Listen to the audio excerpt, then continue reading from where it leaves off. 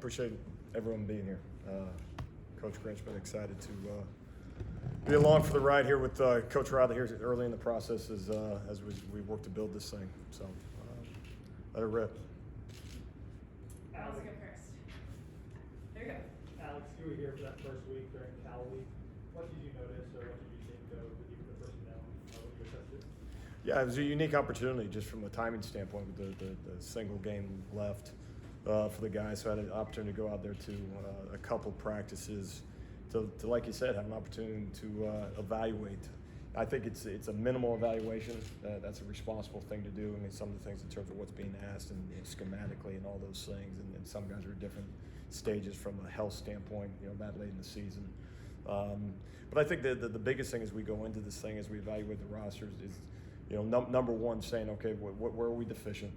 And be real honest about that evaluation. Also with that is don't simply raise a bunch of red flags or sound a bunch of alarms based on minimal evaluations. And so I go back to that week and saying, okay, there's a little bit of a baseline here. You get a little bit of an understanding who's played and keep it in that very specific category. Then as we've come back here in these first couple weeks, January now into February, is now evaluate them based on now we get, okay, what do they weigh on that particular day? How they do in the weight room? How are they doing from a conditioning standpoint? And then combine that with some of the things that they've done in the past. And so with that, what we need to do is make sure that we're enhancing the roster, number one. And so, okay, where are we deficient? Sometimes it's easy to identify those things, but most importantly is we got to enhance those individuals with our program right now. And so there's a lot to be done in a short period of time. But what you saw was, I think, a fairly competitive group, and that's something that's kind of early on in the process. Saying a lot of guys looking to compete, which is a good starting point. Great. And then when you ask your question, I know it's repetitive, but if you could say your name, what affiliate you're with, just lots of new faces for everybody. Ryan? Hey, Coach, Ryan Young, TrojanSports.com. How would you explain your defensive scheme, and how has it evolved over your time as a coordinator? Yeah, I think it's constantly evolving. I think the game has changed. I think one of the things as you go through it, we kind of took this system, kind of the core of this system back when we were at the University of Missouri. So that's in the SEC. That's 10 years ago now. But it was designed with a single gap approach in terms of the defensive front. So allowing guys to play in the gaps as opposed to playing to the men. And what that produced was the opportunity for guys, again, in our defensive front to have production. We took that system out to the Pac-12 at Washington State and saw similar outcomes and similar results that way.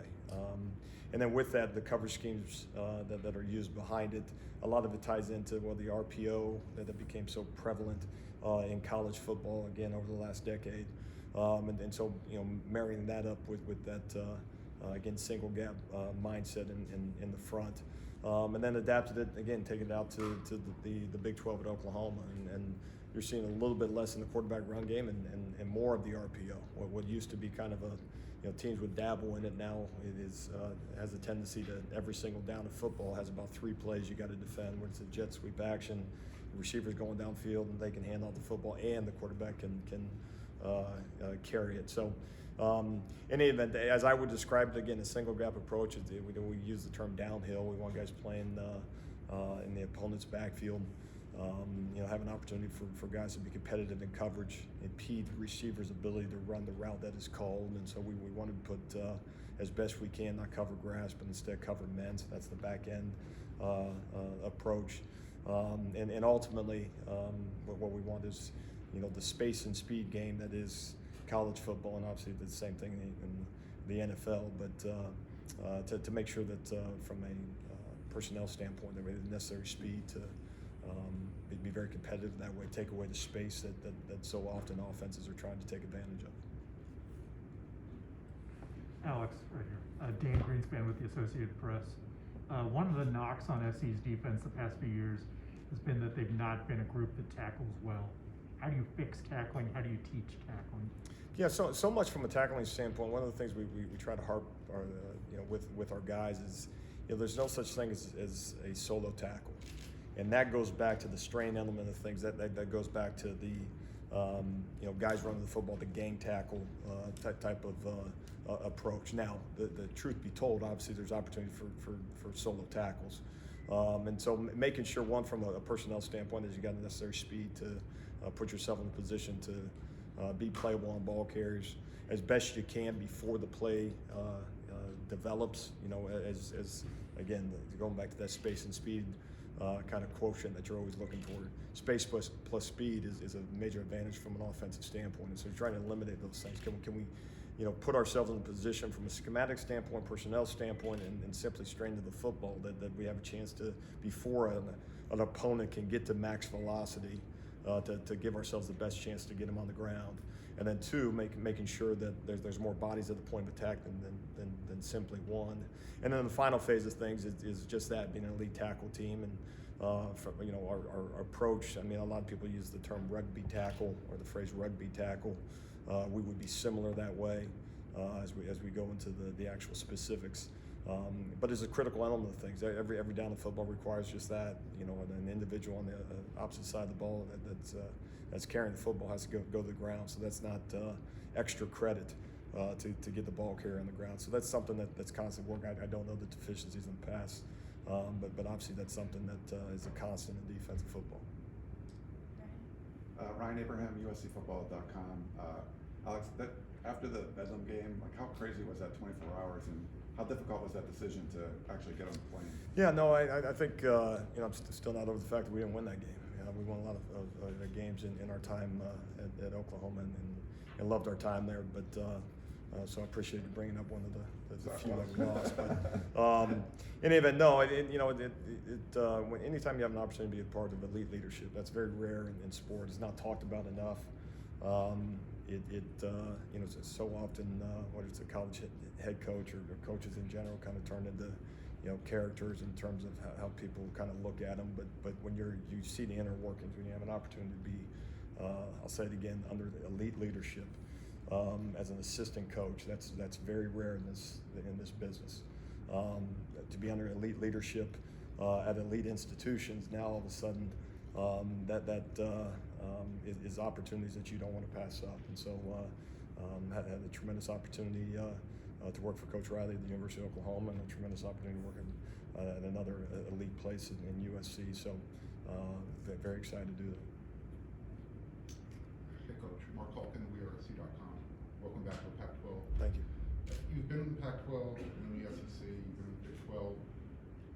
Thinking back, why has this conference kind of fallen back, so to speak, among the other major conferences? Yeah, and I think you're referencing to the perception. Sometimes perception is reality. I think as much as anything, if you think about what makes elite football teams, elite programs, you're talking about obviously the personnel that's brought into each individual institution, how those players are developed, and then ultimately the product that comes with that. I don't have a specific answer that way. I mean, the consistency as I've gone through what I think every Power 5 conference at this point, other than the ACC, is more commonality than maybe people think. However, I think as you look at NFL draft picks, there's obviously some measurables you can look at to see the talent level at certain places specifically, and in certain conferences holistically. But I think that's something from a developmental standpoint. I think that's the chief thing that you got to continue to look at. And again, you're talking to a coach, so it's very specific to that. Is how you develop the student athletes. How do you develop them to be bigger, faster, stronger, more explosive? It's one thing to bring them into your program. I like to think on the western half of the United States, I don't think that all of a sudden that there's not the body types or the high school coaching that doesn't produce guys that have the ability to be high-level football players. Again, being in the conference, I've seen it, and so I think for us, as much as it's bringing in the right guys, I think that the thing that we constantly look at, and one of the things we got to focus on is the development piece, is making sure that we're real honest from a developmental standpoint. One of the things we use is combine standards. What does the NFL say is important for the individuals that they bring into that level? What's not Coach Grinch's opinion, Coach Wiley in our weight room, and this is something that we used at our last place. was making again the guys in the room very aware of what it takes to play at that level. Again, the best high school players play at ours, the best players at our level play it in the NFL. So really putting that in the guy's face and making sure that everything that we do from a program standpoint is to develop those individuals. And so that's the challenge for us. And again, I believe that there's individuals out west here that certainly can play at that level. Brady McCullough, Los Angeles Times. Talking about Coach Riley and his, his leadership. Everyone obviously the reputation is about his offensive mind, all that. You got to be there as he evolved as a head coach. Can you speak to the what about him and the leadership that you saw is elite, just the leadership? Yeah, I think it's just establishing the standard across an organization, and maybe sometimes too is whether it's an offensive guy or defensive guy, but in college football, as in this era of college football, there's a tendency to, well, the best offensive coach is obviously going to be the best head coach, and I'm revealing a little bit of sensitivity as a defensive coach when I say that, but what is so critical to an organization from a success standpoint is having a standard within the walls, a standard from a development standpoint, a standard from an academic standpoint, a standard by how people live their lives, and ultimately holding a group to that, and then competing at a high level each and every Saturday. And then so what to me is so rare is not necessarily that an individual is able to call a good game offensively and ends up finding a role as a head football coach. But okay, in that role as a head football coach, what's their success rate? I think you're talking about an individual won about 85% of his games. I say about. I think that's an exact figure, and as produced individuals on both sides of the football.